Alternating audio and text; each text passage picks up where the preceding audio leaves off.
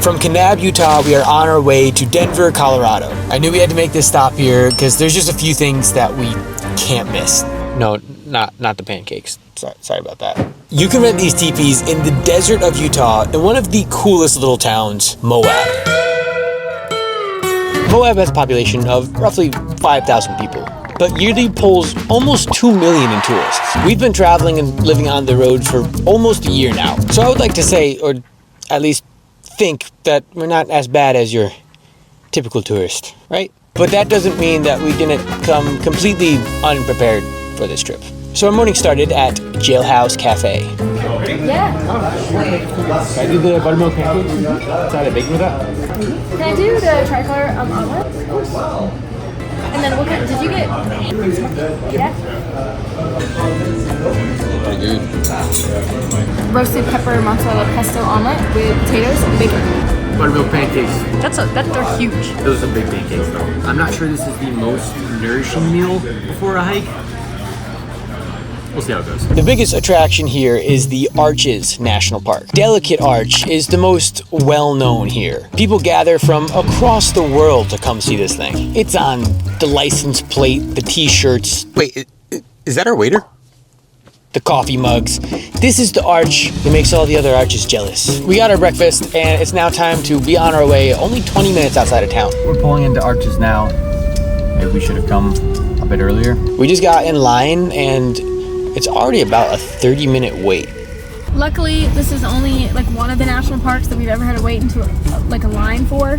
So yeah, it's crazy. This is the first line out of all the national parks. I'd call it a win, but I'm very confused. Is it gonna be like going through the gate and there's just an arch and everyone's turning around and leaving? But I'm assuming because they call it a national park, there's gotta be more to it. But I don't see any arches yet. What we had somehow entirely missed is that you can't get into this park without a reservation. So we had to leave the line, turn it back around. No, everyone, we're not that stupid. I just forgot my car keys. But luckily we were able to grab a same-day reservation for 3 o'clock. But now the question is, conveniently, only 40 minutes away from here, is Canyonlands National Park. No, Canyonlands. Yes, different. So we took a little day trip detour out this way. We were gonna save this for another day, but might as well see parts of it, and then if we wanna come back, we always can. Canyonlands is a cool park, it's interesting. We had just seen the Grand Canyon a few days before this. It was a similar landscape, but there was one arch here that was on the top of this cliff, and you could just look through the arch down to this valley of hundreds of feet below. That was pretty cool to see. We saw this giant pit in the ground that they believed was where a meteor fell. Otherwise, Canyonlands is definitely a hiking park. If you're looking to hike 20 miles, it's great. If you're just trying to kill some time while you're waiting to get into Arches.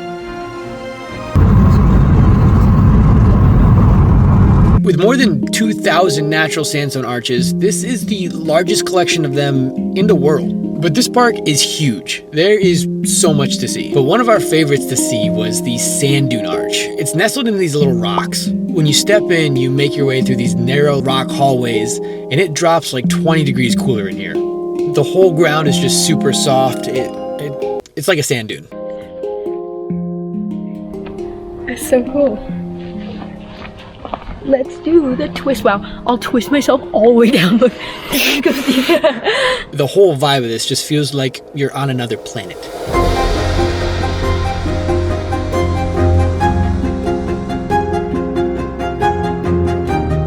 But we have yet to see the one and only, the Delicate Arch. Unfortunately now at this point it's been hours since we've eaten anything and the day didn't go quite as planned. There's still a lot of other hikes that we can do as well. So do we leave and go get some food? Do we come back tomorrow? The sun is setting soon, so we're gonna have to make a choice quick. This park so far has been pretty incredible. The Sand Dune Arch is definitely our favorite. Definitely gotta do that for here. At this point we're trying to decide if it's better to do the, what is that on there? The Double Campgrounds Trail. There's like, it's a big old loop, which that one's on the way to the loop. There's a couple of arches over there. The whole loop is 7.8 miles? 7.8, yeah. And then there's the most iconic one, of course, which is Delicate Arch. And that one's about a 3-mile hike. All the way up, no shade, straight up, and then 3 miles back. It's about like 90 and sunny right now, so it's still a little warm for an unshaded hike. So we're trying to decide if we want to maybe come back and try the other ones earlier in the morning. It's almost dinner time, but we're still running on our pancakes and our bacon, and it's kind of sitting a little heavy. Although the sun's going down now, so it's gonna cool down, but I think we need to get some food in us before we go on a 3-mile hike. 6 miles, really. Let's go find food.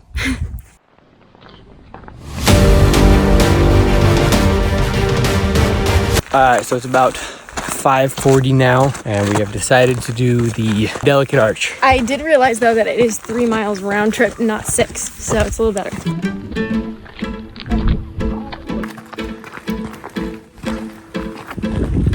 We are coming up on the most extreme part now. At least I think it's extreme. From back there, it looked really extreme.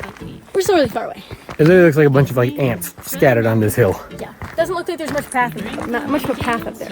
We're in for the long one now. Well, we're now reaching that slab of rock that we have to hike up, and it doesn't look too bad right now because at least the sun during the day, any other time of day, you'd just be cooking on this. So yeah, I can't imagine. This is probably a great time to do it.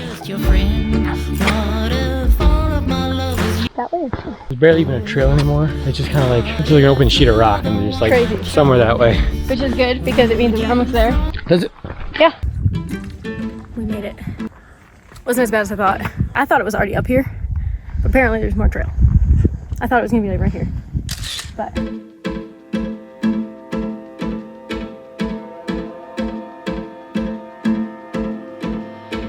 it's actually really cool.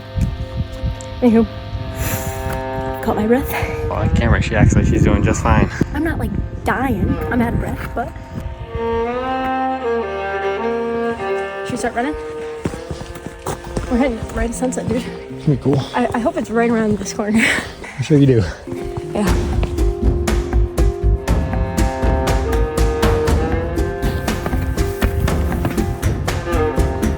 Trail's getting a little narrow up here.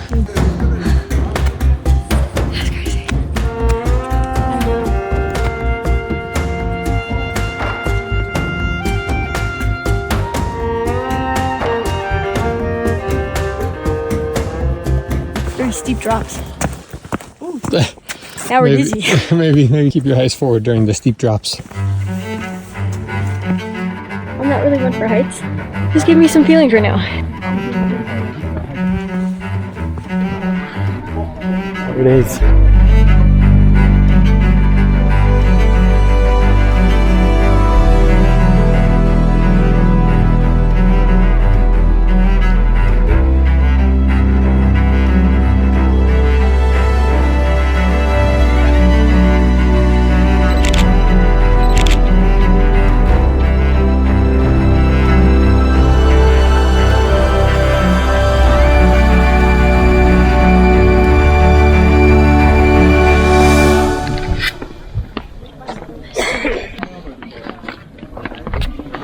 Top 10 hikes. This thing is actually so much bigger than I thought. We now are gonna go and try to get back to our car before it's pitch black out here. Because I would rather not be stuck in the desert in the middle of the night. We made it out alive, boys. Honestly, if you come here, do that hike. It's worth it. We hit it right at sunset. It was gorgeous. We just got done. We did it. And then they decide to pump out the septic. That bathroom, the outhouse there, smelled so bad at the end of the trailhead that we literally, we had enough energy to We just ran to the car. I can't do it. He's not enough energy to run to the car. He's using a shirt. I don't have a shirt that I can pull up. It was so bad. That was not the reward I wanted at the end of the hike. It's pitch black out here now. But now we're starving, and I need to go like rinse my whole face off from those fumes. What time is it? Back to the camp now and show you a little bit of where we've been staying, and you can actually also stay here too. Tyme was going to give you a little tour about some of the accommodations that they have here at the Moab RV and Glamping Resort. They have a lot more than just RV parking, so if you don't have a bus or an RV but you want to come check out Moab, they've got some really cool other rentals that I think are worth staying at. So let me show you. Let me show you. Okay, so apart from the other RV spots, they also have glamping spots, but not any glamping spots because they are teepees. And they have quite a lot of them, but this one's open. Let's go on in. Whoa, that's cool. Okay, I was not expecting like the full AC and a TV in here and a fridge. It's actually pretty spacious, and a ceiling fan. I don't know how many they have of these, but from looking around the property, there's quite a few. So if you guys don't have an RV but you still want to stay here, come check out the teepees because they're pretty sweet. Let's go see what else they have. That's pretty cool. You step out of your own little teepee and you're on the mountain. And if you're not feeling adventurous to stay in a tent all night, they do have these little cabins that are a little bit more homey with, you know, 4 walls and a little bit more comfortable. And one of the other places they have to stay are these safari tents. In we go.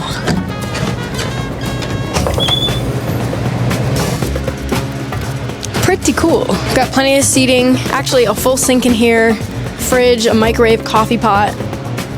Oh, interesting. Okay, so toilets on this side. I thought this was gonna go back into like a back room, but toilets on this side, seats on the other side. Ah, shower. Shower's on this side. That's actually really cool. This is such a cool way of using a small space. It's like tenting, but you've got everything you need. It's secluded. You feel like you're in a tent, but it's a little bit more homey. Got all the essentials. I like it. Also, I feel like when you're in a tent, you don't have a front porch, but these are incredible. I'm like living for this bench right here. This front porch on a tent with this view, you can't beat it. It's great. If this is what tenting was like when I was a kid, I would have been doing it all the time. So when you come here, this is the main office you're gonna wanna check into, and they have an upstairs deck, so let's go check that out. Wow. Very spacious. A lot of seating. I was not expecting that. Quite the view. So I'm guessing if you're staying in an RV or you're staying in one of the cabins and you want to come enjoy your dinner up here with this view, this is definitely the way to go.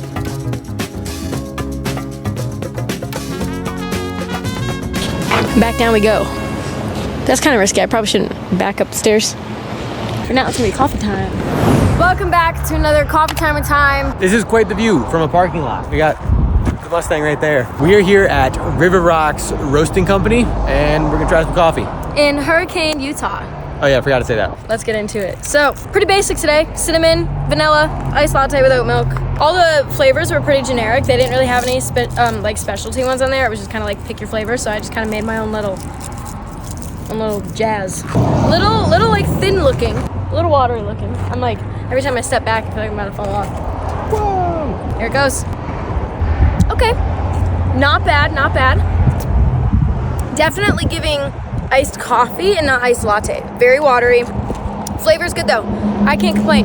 There's no weird aftertaste. Sometimes with different oat milks, you don't know what kind they use, and just I would like it to be a little bit more creamy, but for what I ordered, it does it. River Rock Roasting. I'm gonna give it we'll go 6.5 out of 10. 6.5 River Rock Roasting. You think from the view we have like a long way back to the car, but it's right there. Nah, dog. We cheat it. We've got some propane fireplaces, plenty of seating. This is definitely the most epic view I've ever roasted a marshmallow from before. And I'm not even roasting a marshmallow, but man, I'm imagining it and it's pretty spectacular.